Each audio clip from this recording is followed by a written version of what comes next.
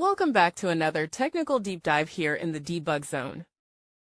Today we're tackling a big question and breaking it down with insights from other users. Hopefully this clears up some misconceptions and helps you get the answer you need. So buckle up, stay a little curious, and let's jump right in.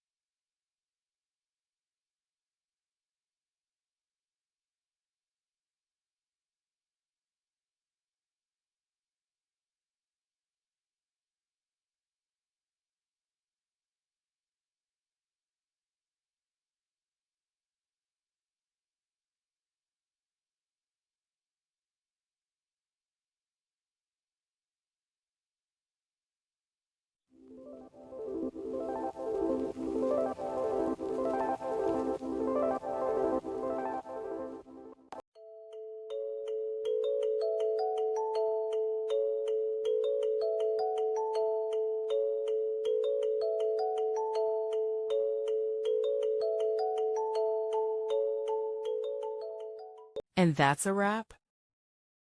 I hope you found the answer you were looking for. If you did, take a second to hit that subscribe button. It really helps out. And let me know in the comments which solution worked best for you. See you next time in the debug zone.